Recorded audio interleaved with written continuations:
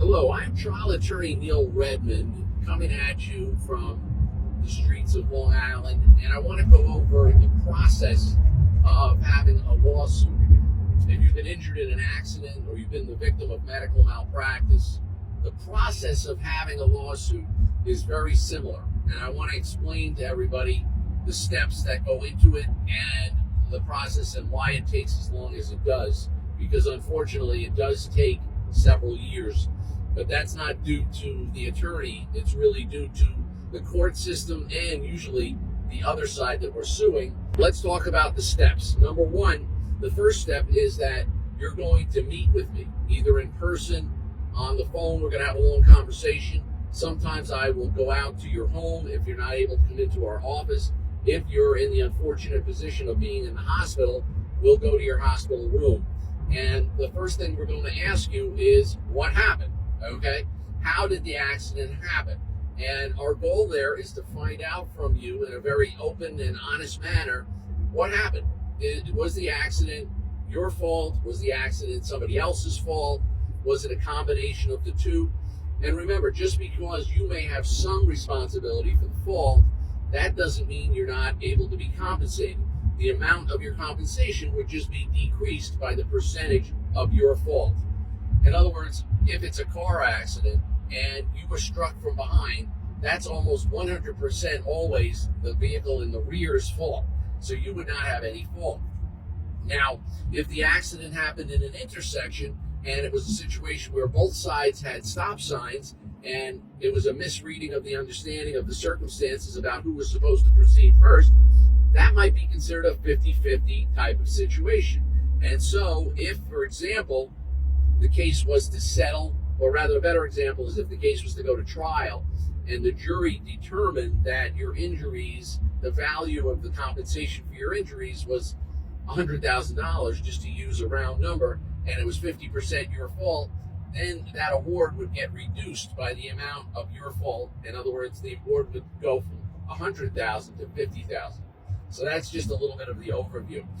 But getting back to the process, you would meet with me and then you would sign a retainer agreement if we determined that the accident was at least partially somebody else's fault.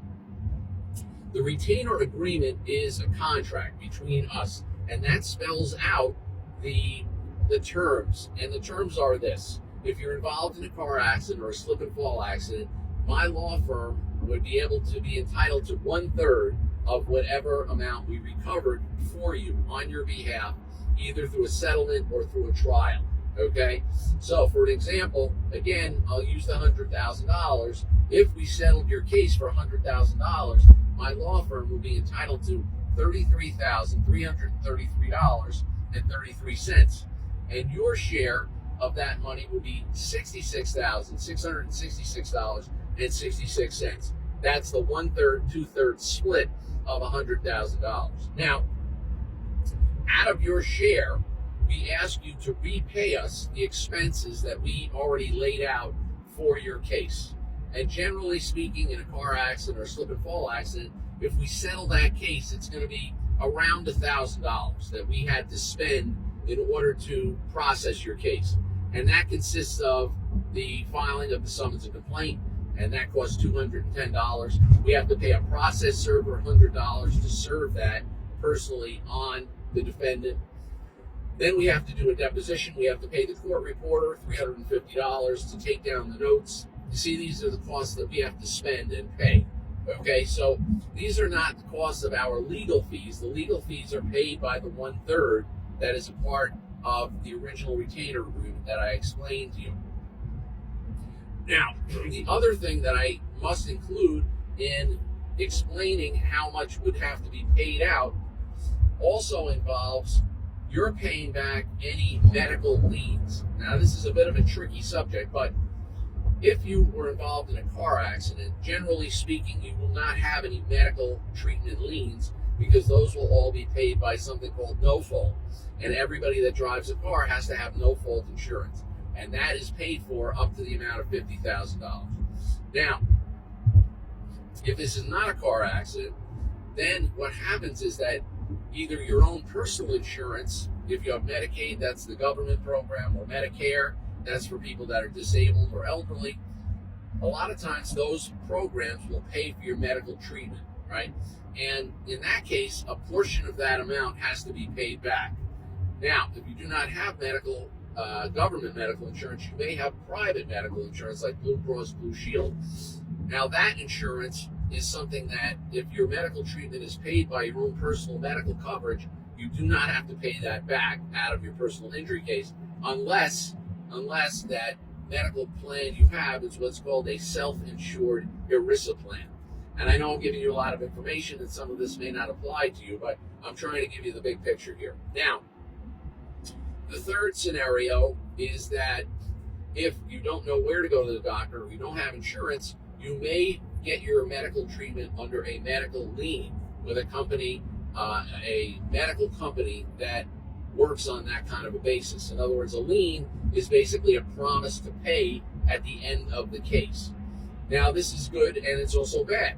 It's good because you're going to get the treatment you need. The bad part is you're going to have to pay for it out of your settlement at the end of the case. But keep in mind that the cost of those medical treatments that you need, including MRIs, physical therapy, if you would need surgery, that is going to be presented to the other side as the costs that were involved with making sure that you got the right medical treatment.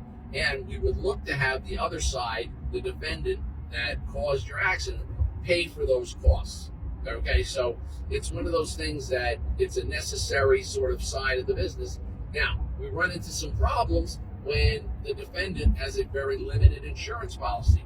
And in New York State, the minimum amount of insurance that one must carry when they drive a car is $25,000.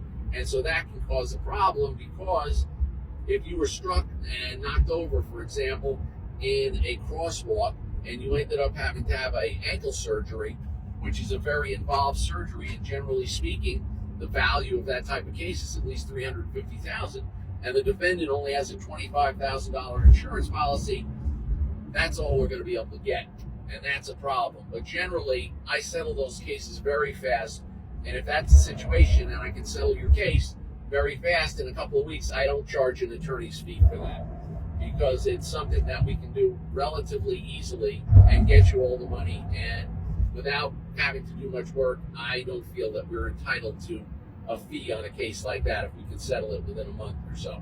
Anyway, these are the problems. Sometimes, in theory, you could sue the person personally with the $25,000 insurance policy.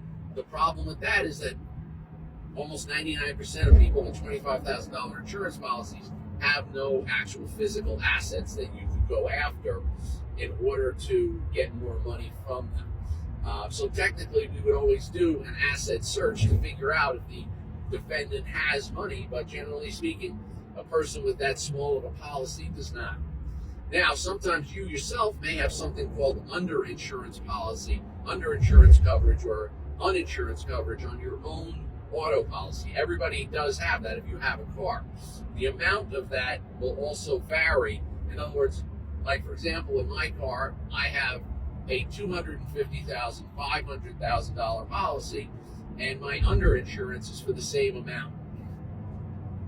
$250,000 means that if I was to run over somebody and cause them to be injured, or a better example is if I crashed into a car with 5 people in it and all 5 of them got injured, everybody in that car would have to split $500,000, and no one person would be able to get more than $250,000, because that's what my policy is, $250 by $500, and my underinsurance policy is $250.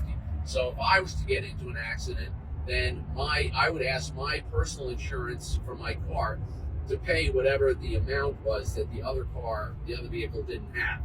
It's getting a little complicated, but I'm trying to give you the big picture. And the big picture is, if I was hit by a car in a crosswalk and I had a broken ankle with surgery, like I said, that's worth at least $350,000. If they only had $25,000, I would ask my own personal auto policy to kick in their $250,000 to compensate me. Okay? So these are the things that we will go over with you to help explain.